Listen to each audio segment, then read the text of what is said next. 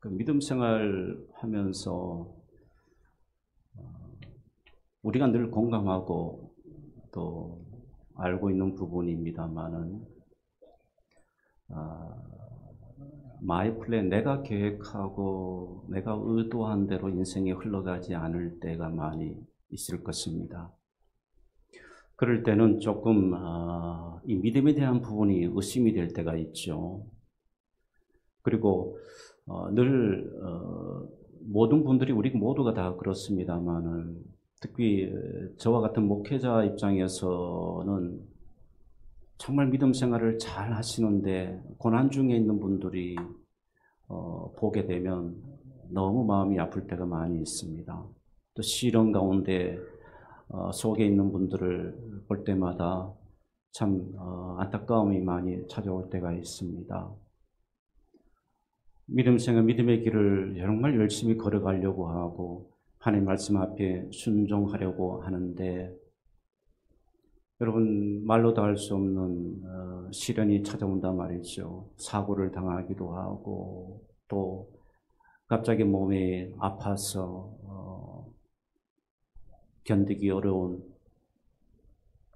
정말 힘든 그런 병에 걸려서 병으로 인해서 날마다 고통스러워 하면서 살아가는 분들, 또 직장에서 어려움이 생기는 분들, 하나님의 사랑 안에 머물렀지만 그저 오늘 찬양 들은 가사의 내용처럼 왜 나만 이런 고난을 겪습니까? 왜 나만 이런 슬픔을 하나님 겪어야 합니까? 이런 질문들을 우리가 할 때가 있습니다. 혹시 여러분 가운데 이런 고뇌 가운데 있는 분 계신다면 오늘 성가대가 노래한 그 찬양의 가사를 한번 집에 가서도 꼭 다시 한번 불러보십시오. 그리고 그분들에게 삶의 해이가 있고 내 삶이 참 힘들구나, 어렵구나라고 그렇게 혹시 그 마음에 연약함을 가지고 계셨다면 제가 오늘 장로님께서 기도하신 가운데 두 가지 키워드가 있습니다. 하나는 확신과 하나는 승리입니다. 그래서 여러분 그 말씀으로, 오늘 이 말씀으로 여러분들이 다시 한번 내가 지금 처한 삶의 상황들에서 하나님의 그 사랑을 확신하고 하나님께서 내 인생을 향하신 그 뜻이 무엇인가를 다시 확신하고 거기에 머물지 않고 여러분 인생의 싸움에서 승리하시는 여러분 오늘 예배 자리가 되기를 주님의 이름으로 축복합니다. 오늘 말씀의 배경은 여러분 바벨론 시대 기원전 5세기 6세기 때의 일입니다. 이사야 선지자가 활동했던 시대입니다. 암울한 시대예요. 희망이 보이지 않는 시대입니다. 남유다가 하나님 앞에 징계를 받음으로 인해서 하나님께서 바벨론이라는 나라를 들어서서 남유다를 치게 하십니다. 꼼짝없이 남유다는 그 하나님의 징계 앞에 엎드릴 수밖에 없습니다. 바벨론은 남유다를 무려 2년 동안 1차, 2차, 3차까지 여러분 쳐들어오게 됩니다. 1차 때에 다니엘과 같은 선지자가 잡혀갔습니다. 많은 지식인들이 포로로 잡혀갔습니다. 죽임을 당했습니다. 고통을 겪었습니다. 집을 잃고 불타고 전소되는 아픔. 그리고 2차 침공 때는 더 많은 사람들을 바벨론에서 포로로 쇠사슬에 묶어서 포로로 잡아갑니다. 지식인들, 그 다음에 기술자들 1만 명씩 이렇게 그 다음에 그들에게 필요한 인재들을 사로잡아가기 시작합니다. 그것이 바로 2차 침공 때 있었던 일들입니다.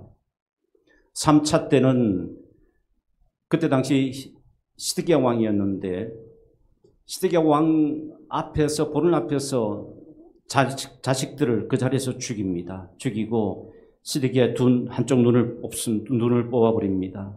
그리고 장님이 된 채 그가 쇠사슬에 묶여서 바빌론으로 포로로 잡혀갔습니다. 이런 처참한 일들이 지금 일어난 것입니다. 이런 처참한 일들 속에서 여러분 전쟁이 우리에게 주는 그 폐해, 전쟁이 우리에게 주는 그 폐단, 우리는 상상할 수 없을 정도로 전쟁은 거기는 인권이 없고 거기는 자유가 없고 거기는 생명조차 여러분 파리 목숨처럼 그렇게 여겨지는 현장이 바로 전쟁 아닙니까? 이런 전쟁 1차, 2차, 3차 전쟁을 통해서 온 남유다는 완전히 무너지게 되고 회파되게 됩니다. 예루살렘 성전도 다 무너지게 됩니다. 그러면서 그들은 바빌론에서 여러분 그들은 거류자로 이방인으로 그렇게 살아가게 됩니다. 이방인이 당하는 시련들, 여러분 고통, 여러분 잘 모르시죠? 아마 여러분들이 외국에 살게 되면 그 차별, 그들이 색깔을 보고 인종을 보고 차별하고 그들이 모든 직장이나 삶의 사회 현장에서 그들이 차별하는 그 차별 무시, 천대, 그것은 여러분 우리가 상상할 수도 없습니다. 제가 잠깐 한 10년간 외국에 살면서 그런 경험들을 많이 했습니다. 정말 당하지 않아야 되는 일들, 얼마나 수모를 많이 주고 얼마나 아픔을 우리에게 많이 주는지 관공서에도 가도 그렇고 학교에 가도 그렇고 사회 현장에도 가도 그렇고 얼마나 차별이 많은지 모릅니다.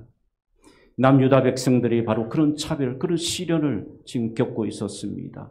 그러면서 오늘 여러분 이 8절 말씀을 한번 보십시오. 본문의 6절 말씀입니다. 6절 말씀을 보시게 되면 한마디로 그들이 당한 그 수모가 무엇인 것인가를 말씀해 주는데 한번 함께 읽어보겠습니다. 나를 때리는 자들에게 내 등을 맡기며 나의 수염을 뽑는 자들에게 나의 뺨을 맡기며 모욕과 침뱉음을 당하여도 내 얼굴을 가리지 아니하였느니라.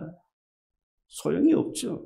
저항해도 소용이 없습니다. 여기에 보게 되면 이것을 어떤 사람들은 하나의 문학적 표현이다라고 그렇게 이 부분을 평가절하하는 분들이 있는데 이것은 문학적 표현이 아니고 그때 당시에 유다 백성들이 어떤 고난과 어떤 아픔을 겪으면서 그들이 지냈는 것인가를 잘 드러내고 있는 그런 말씀입니다. 내 때리는 자에게 등을 맡겼다. 채찍으로 맞았다는 이야기, 채찍으로 등을 맞았다는 것을 이야기합니다. 스스로 이런 일들이 일어났다는 거죠. 그리고 수염을 뽑았다. 여러분 유대인들에게는 수염이 굉장히 중요합니다. 이것은 번영의 수염이 상징이기도 하지만 자신의 존엄의 상징이 바로 수염입니다. 자신의 명예. 그것이 바로 수염 속에 잘 드러내고 있었습니다. 그런데 자신이 그토록 소중하게 여겼던 명예와 자존감을 완전히 무너뜨릴 수 있는 그 수염을 뽑아버렸으니 얼마나 치욕을 겪었겠습니까? 얼마나 그 마음의 고통을 여러분 겪었겠습니까? 바로 그것을 말해주는 것입니다. 그리고 뺨을 때리고 모욕과 침뱉음을 당하고 누군가에게 침뱉음을 당한다. 이것은 상상할 수 없는 가장 극단적인 그런 모욕, 상대방에게 주는 모욕감입니다. 그런 모욕감을 받았다는 거죠. 여러분 오늘 이 말씀을 들으시면서 제가 고뇌한 것이 무엇인가 하면 이 6절 말씀을 얼마나 공감을 할까? 이 말씀을 얼마나 우리가 공감할 수 있을까? 어려울 겁니다. 지금 우리에게는 이런 일들이 일어나지 않기 때문에 우리는 이 말씀을 공감하기가 무척이나 어렵습니다. 그러나 힘들지만 우리가 여기에서 있는 예를 들어서 등을 맡겨야 할 정도로 그런 채찍의 매질, 그리고 수염이 뽑힐 정도의 그런 행위들, 그리고 침뱉음을 당할 정도의 그런 모욕이 실제 행동으로 우리에게 나타나고 우리는 경험하지 않지만 그러나 조금 더 확대해서 여러분 이 말씀을 들여다보게 되면 여전히 우리는 우리의 삶 가운데 누군가가 뒤에서 나를 모욕을 주는 분들을 만나게 될 것이고 내 자존심과 내 명예심을 훼손하는 그런 일들, 그것을 행하는 사람들을 만나게 될 것이고 또 직접 나에게 침을 뱉지 않지만 나에게 말로 또 다른 행위로 나에게 이런 모욕을 주는 사람들을 우리는 지금도 살아가면서 충분히 경험할 수가 있게 되는 것입니다. 그러므로 여러분 동질감을 공감을 전혀 못한다 할지라도 어느 정도는 충분히 여러분 이 6절 말씀, 이 상황, 이사야 시대의 이 상황, 지금 현재 우리의 삶 가운데서 여전히 존재하고 있다는 사실에 대해서는 아마 인정할 수 있으리라고 생각합니다. 그리고 이 6절 말씀은 이렇게 여러분 이사야 때 이 상황을 묘사하고 있지만 여기는 또 다른 것이 숨겨져 있습니다. 무엇입니까? 바로 예수 그리스도의 고난을 여기에서 예표해 주고 있다는 사실입니다. 주님께서는 여러분 잘 아신 대로 많은 고난을 당하셨습니다. 많은 모욕을 받으셨습니다. 주님께서 이렇게 당하실 모욕을 지금 이 말씀 가운데서 우리에게 예언해 주고 있는 말씀이기도 하는 것이죠. 여러분 마태복음 26장 말씀을 보십시오. 마태복음 26장 67절 68절 말씀을 보게 되면 실제로 구체적으로 주님이 당하셨던 이들을 사실들을 기록하고 있습니다. 예수의 얼굴에 침뱉으며 주먹으로 치고 어떤 사람은 손바닥으로 때리며 실제로 바로 주님께서 이런 고난을 당하셨음을 말씀합니다. 마태복음 27장 말씀을 보십시오. 27장 30절 말씀에도 보시게 되면 그에게 침뱉고 갈대를 빼앗아 그의 머리를 치더라. 이사야서 50장 6절 말씀하고 바로 오늘 여기 26장 27장에서 말씀하는 주님의 고난 여러분 똑같지 않습니까? 바로 주님의 고난을 이렇게 이사야 선지자가 예언하고 있는 말씀이기도 합니다. 사랑하는 여러분, 우리가 중요한 것을 보십시오. 이런 모욕과 이런 아픔을 겪게 되면 우리의 반응은 어떻습니까? 대갚아 주려고 하는 그런 마음이 들지 않겠습니까? 어쩌면 우리 모두 다가 공감하는 감정일 것입니다. 누군가가 나에게 하나를 때리면 나도 하나를 때리고 싶은 마음이 있어요. 생겨납니다. 누군가 나에게 침을 뱉으면 나도 그 사람에게 침을 뱉고 싶은 그런 충동이 충분히 일어난다는 겁니다. 여러분 그렇지 않습니까? 어쩌면 여러분 세상은 바로 이것을 지금 중요하게 여기고 있지 않습니까? 우리가 살아가는 이 세상은 바로 이런 세상입니다. 이것을 중요하게 여깁니다. 어쩌면 이것이 여러분 바로 시대 정신입니다. 그런데 이 시대 정신에서 우리가 역행을 하려고 하니 얼마나 힘들겠습니까? 성경이 그때 당시에 유대인들대로 이에는 이, 눈에는 눈으로 그렇게 안가품을 해주는 것이 그것이 정상인데 그런데 여러분 그런데 그렇지가 않습니다. 오늘 이사야 선지자도 그렇고 주님께서도 그러셨습니다. 대갚아 주고 싶으신 것이 대갚아 주려고 하신 것이 아니라 당하셨습니다. 마음이 힘들지만 그 고통을 인내하셨습니다. 그러면 그 고통과 이 수모를 인내하게 할 수 있는 그 힘은 어디에서 나오는 것일까요? 오늘 보면 4절, 5절 말씀을 한번 주목해 보시기를 바랍니다. 4절, 5절, 50장 4절, 5절 말씀입니다. 함께 읽겠습니다. 주 여호와께서 학자들의 혀를 내게 주사 나로 공고한 자를 말로 어떻게 도와줄 줄을 알게 하시고 아침마다 깨우치시되 나의 귀를 깨우치사 학자들같이 알아듣게 하시도다. 5절 말씀입니다. 주 여호와께서 나의 귀를 여셨으므로 내가 거역하지도 아니하여 뒤로 물러가지도 아니하며. 여기서 우리에게 중요한 원리가 있습니다. 분노가 일어나고 마음이 소용돌이치고 대갚아주고 싶은 내가 모욕을 받은 만큼 내가 모욕을 주고 싶은 그런 충동이 일어날 때 그 상황 가운데서 그것을 잠재울 수 있었던 비밀은 무엇인가 하면 여호와의 하나님의 말씀이 들려질 때라는 것입니다. 하나님 말씀이 내 마음에 들려지고 내 귀에 들려지고 그 하나님의 말씀이 나에게 작동하기 시작하게 되면 이런 내 안에 있는 감정들의 굴곡을 평탄케 되고 그것을 극복할 수 있는 그 힘을 공급받게 된다는 것입니다. 이것이 바로 여러분 비밀입니다. 이것이 내가 하나님의 은혜 아래 거할 수 있는 비밀입니다. 그러면 하나님의 말씀이 나에게 임하게 될 때 먼저 우리에게 무엇이 있어야 합니까? 귀가 열려져야 합니다. 말씀이 들려져야 합니다. 말씀이 들려지지 않게 되면 다 소용이 없습니다. 요즘 계속해서 우리가 3일상 새벽 때 말씀을 나누고 있습니다. 이스라엘 백성들이 하나님께 왕을 요구했습니다. 그럴 때 하나님께서 얘들아, 너희들이 왕을 요구하는 것은 이런 문제들이 참 많아. 너희가 왕을 좋다고 여기고 왕을 요구하는데 그 왕이 만약 세워지게 되면 너희들은 엄청난 수모를 당할 것이고 고통을 겪을 것이고 세금을 착취당할 것이고 너희의 재산이 너희의 밭이 빼앗기게 될 것이고 수많은 일들을 하나님께서 일어나게 될 것이라는 것을 하나님의 사무엘 선지자를 통해서 들려주십니다.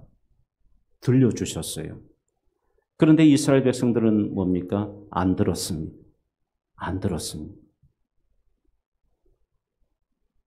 안 듣게 되니까 자기 마음대로 가는 거죠.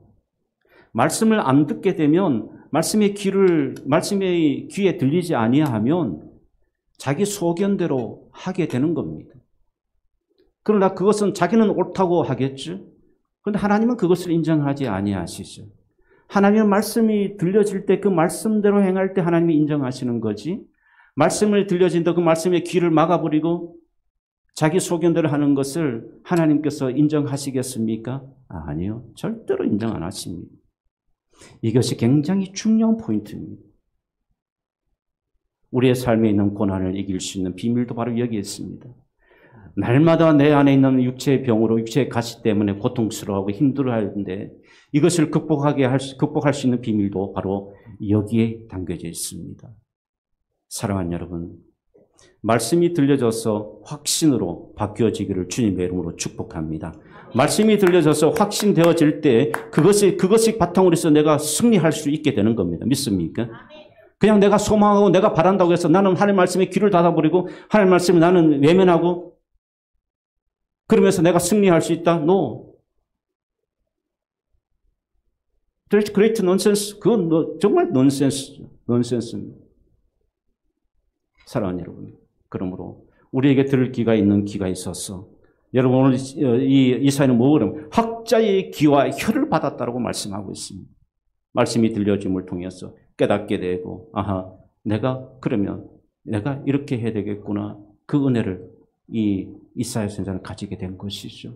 그러므로 그 모진 고통, 그 6절에 나오는 그 모진 고난 그것을 다 극복할 수가 있게 된 것입니다. 우리에게도 이 은혜가 되기를 주님의 이름으로 축복합니다. 우리의 관점이 바뀌어지기를 주님의 이름으로 축복합니다.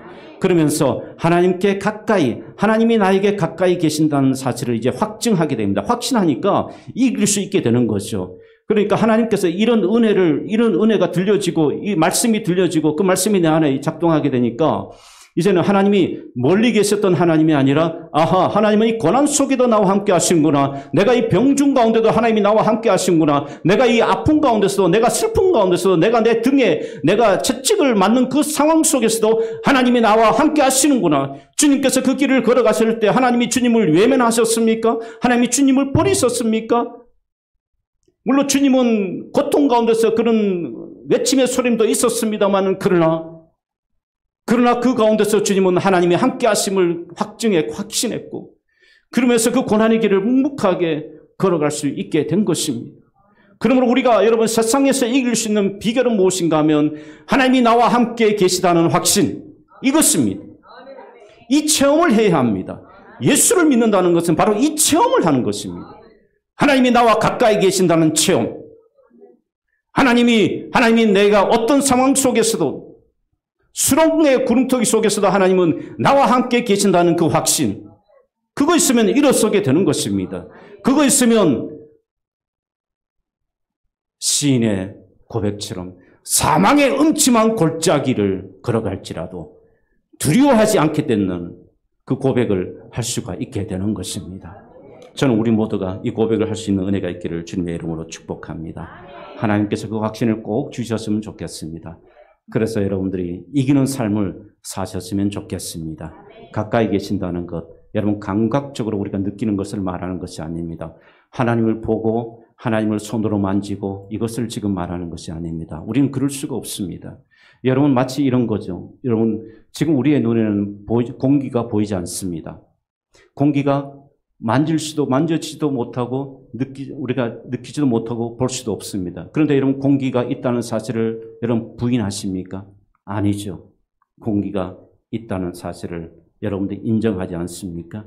하나님이 바로 그런 존재에 있습니다. 믿습니까? 우리가 감각적으로 우리의 눈으로 볼 수가 없고 우리의 손으로 비록 만질 수도 없지만 엄연히 하나님은 이 세상을 창조하시고 하나님은 이 우주 만물을 다스리시고 하나님은 우리의 죄인들을 사랑하셔서 독생자 예수 그리스도를 보내주셔서 그 예수 그리스도를 믿는 자는 누구든지 영생을 얻게 되는 하나님의 자녀가 되는 놀라운 축복을 주신 분이시요 하나님은 여전히 지금도 운행하시면서 역사의 수레바퀴를 굴러가시고 하나님은 지금도 우리에게 한 사람 한 사람을 주목하시고 은혜 베푸시고 가까이 하기를 원하시고 동행하기를 원하시고 도와주시기를 원하시고 은혜 베푸시기를 원하시는 분 바로 그분이 여러분 하나님이십니다. 믿습니까? 존 오태그라는 분이 있습니다. 존 오태그 목사님입니다. 57년생이니까 저보다 나이가 조금 더 되신 분인데 미국의 목회자요 또 베스트셀러요 작가이기도 하고 플러신학교에서 후학들을 가르치기도 합니다. 이분이 쓴 책이 있는데 책 제목이 아주 좋습니다. 생각보다 가까이 계시는 하나님.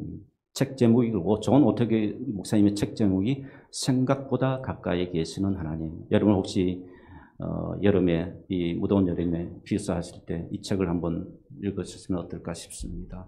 생각보다 가까이 계시는 하나님. 여러분 우리가 하나님이 여러분 어떻게 하나님의 존재를 느끼시면서 살아가시는지는 모르겠습니다.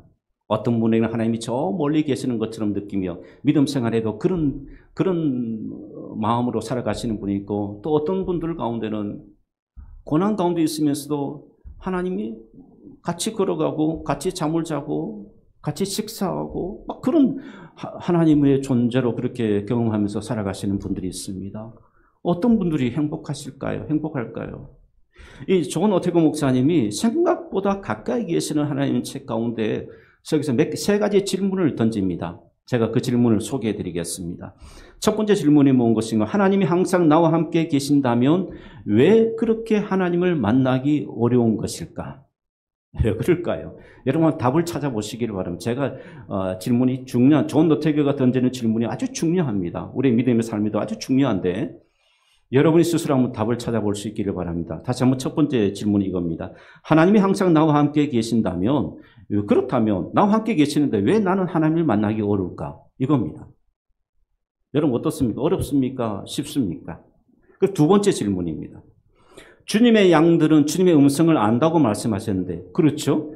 주의 음성을 안다라고 주님의 양들은 주인의 음성을 안다라고 성경이 분명히 말씀하고 있습니다. 자 그렇다면 왜 우리는 주님의 음성을 듣지 않을까 하는 것입니다. 여러분 왜 그럴까요? 여러분 스스로 답을 하셔야 됩니다. 주의 음성을 안다고 했는데 왜 여러분도 나는 왜 주님의 음성을 안 들을까? 도대체 이유가 뭘까? 들어야 하는데 여러분 안 듣잖아요. 그럼 이유가 뭘까 하는 거죠. 세 번째 마지막 질문입니다. 성경에서 말하듯이 주님이 우리와 교제하기를 원하신다면 왜 우리는 주님과 친밀한 관계를 갖지 못할까? 왜? Why? 세 가지 질문입니다. 이 세 가지 질문에 여러분께서 스스로 한번 답을 해 주시면 좋을 것 같습니다. 그러면서 이렇게 이야기합니다. 하나님은 항상 우리에게 손을 내밀고 계시고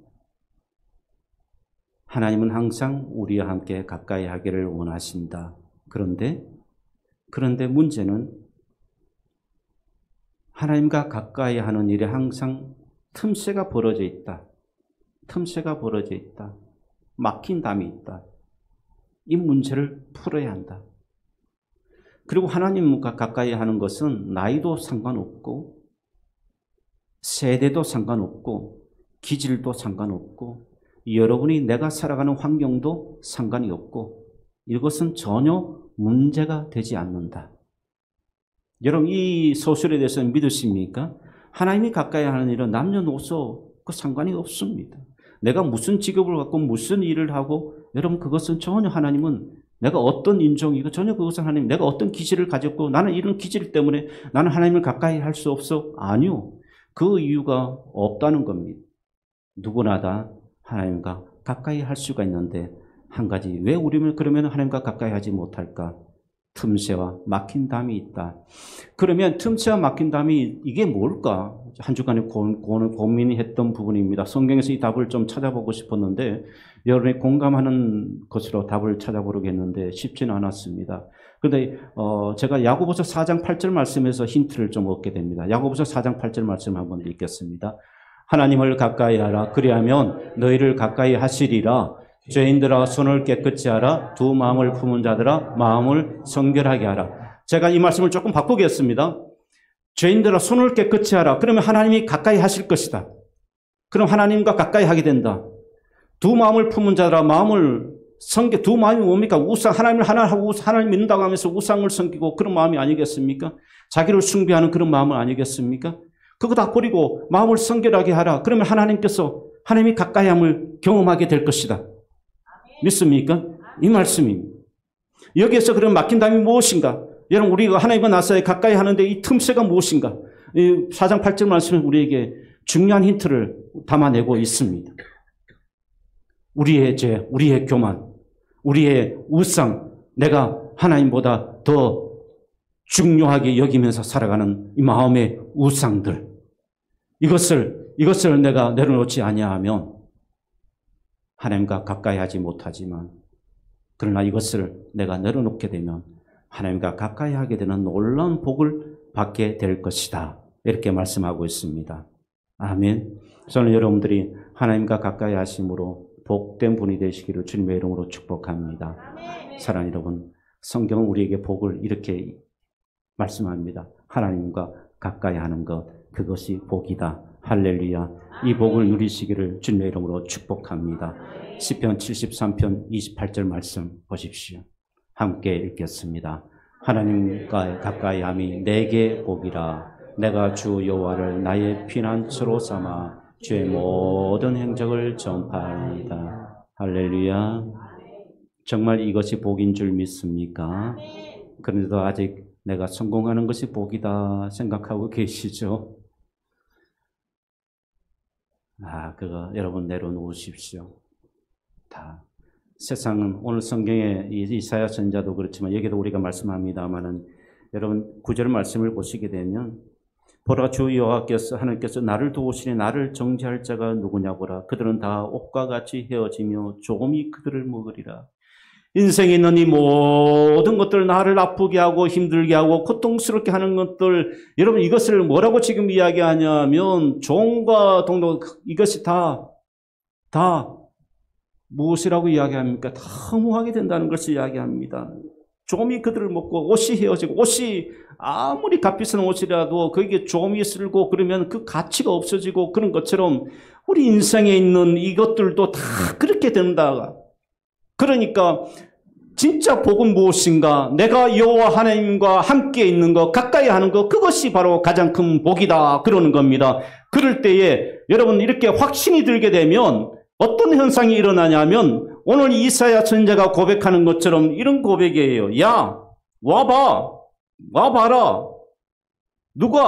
나가 나를 정죄할 자 누군가? 당당하게, 담대함이 그 마음에 일어나게 되는 겁니다. 고난이 있어도 그 고난 앞에 담대하게 되고, 내가 육신의 질병 앞에서도 내가 담대하게 되는 겁니다. 이것이 바로 하나님과 가까이 할 때 내가 갖게 되는 확신이에요. 이 확신을 가지게 되면 그 담대함이 있으니까 여러분 고난이 있어도 아픔이 있어도 병이 있어도 그것을 다스릴 수 있는 그 힘을 얻게 되고, 그래서 내가 승리하게 되는 겁니다. 믿습니까? 승리는 바로 여기에서 우리에게 나오게 되는 것입니다. 저는 우리 모두에게 이 은혜가 있게 되기를 주님의 이름으로 축복합니다. 정말 나의 인생의 가장 큰 복은 내가 여호와 하나님께 가까이 하는 것이다. 기도하겠습니다.